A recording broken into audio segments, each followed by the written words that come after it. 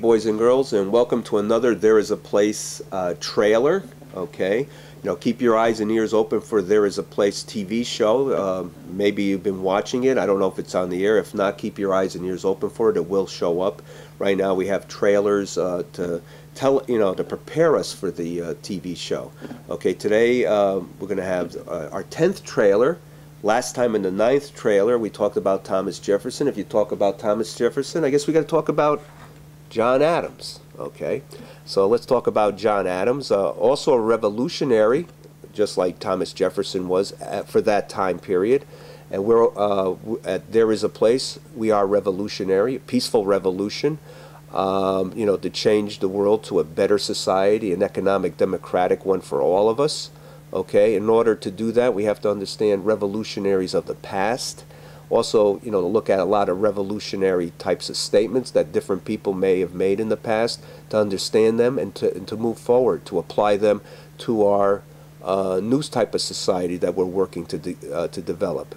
And by the way, we're going to develop this society by nonviolent means, peacefully, demonstrations at the ballot box. We're going to set up a whole new third party.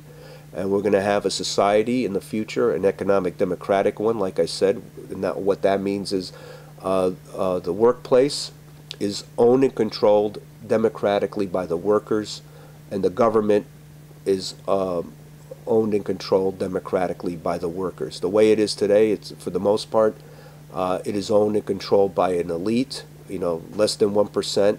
These are capitalists, okay?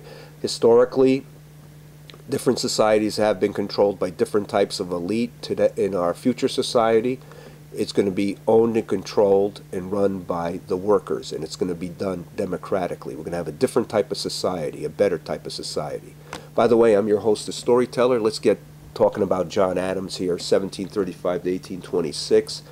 He was involved in one of the revolutionaries that fought for in the development of the United States, broke away from England, no more kings, and set up a society that had some democracy in it. Okay, you got to look at things historically. That was a revolution at that time period. No more kings. John Adams was one of them. Also, John Adams was even more so of a revolutionary than a lot of the revolutionaries at the time. He was against slavery. He didn't have slaves. A lot of our framers did, like Thomas Jefferson and George Washington. They were slaveholders. John Adams was not, and he was against slavery. Okay, and that's very important to realize. The Adams family was against slavery. Anyway, let's move on. What John Adams said. A pen is certainly an excellent instrument to fix a man's attention and inflame his ambition. Diary, November 11th, 1760. Yeah, looking at this, we're not going to be fighting with a sword, boys and girls.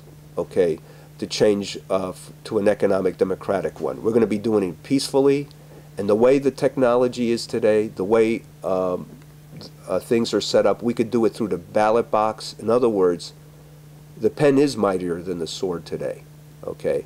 And we could do that, make positive changes by communicating with each other. A pen is a symbol. Obviously, we could use a computer to communicate with each other, but that is a form of a pen, if you will, as far as communicating through books that's written by a pen.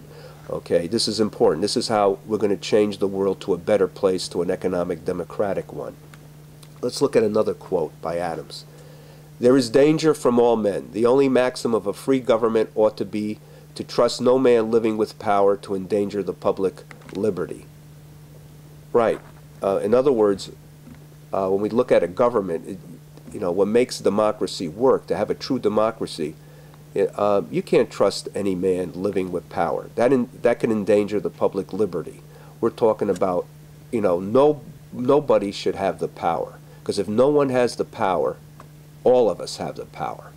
We're looking at a different type of society. So we're not going to have we're not going to have a system set up where you vote for somebody and then that person decides everything. No, no man should be trusted. No man should have that type of power. In other words, we the people, we the workers, own and control what's going on, and we own and control the government democratically. So if no one man has or no one woman has the power, that means all of us have the power. This is another way of looking at what Adams said. By the way, applying it to today. By the way, he said that in Notes for an Oration at Braintree, Massachusetts, spring 1772. The Penn quote that I said before, that's in his diary. The third quote, "The happiness of society is the end of government." Okay, he said that, Thoughts on Government, 1776. Well, that may be way in the future. He has a right. You know, the happiness of society is the end of government. And what he meant by there, a handful of people deciding what's best for us. Okay, we're talking about a different government where we, the workers, decide things democratically, just like at the workplace. No one person is going to own the workplace. That's going to be owned and controlled by the workers, and decisions are going to be made democratically. Okay, and so we're talking about, in a sense, the end of a government. And maybe in the next society after an economic democratic one, where the workers own and control the means of production democratically, maybe in a society after that, you know, we'll be so knowledgeable. We have all this information available. You know, we've set up a society where everyone is an artist, a scientist, and everyone is knowledgeable about humanity. You know, knowledge is taught for knowledge's sake. Maybe we won't need a government then, okay, at all. Okay, I don't know, but that's way in the future.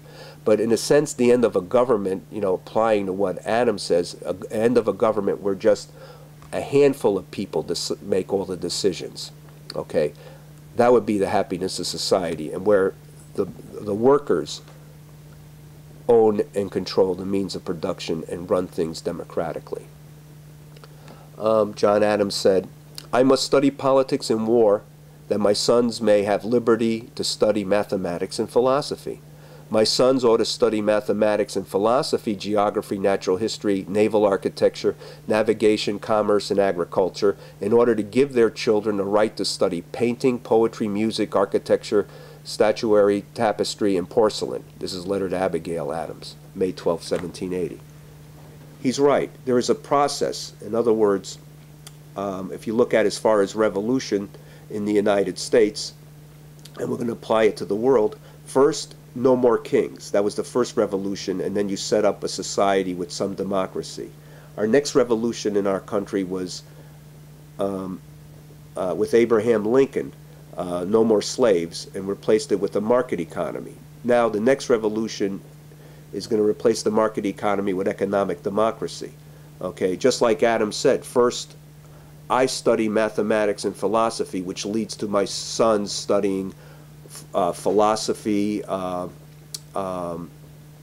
geography, natural history, naval architecture, and so on and so forth. In other words, I'm sorry, Adams said I have to study politics and wars so that way my sons could study mathematics and philosophy.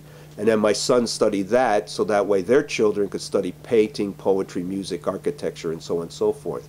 So in other words, we first had to get rid of kings, get rid of slavery. Now we got to get rid of the market economy in order to move towards economic democracy. Okay, there is a process, and we're going through this process. And this process, where in the past it was, you know, when we had a revolution, unfortunately it had to be done violently through wars.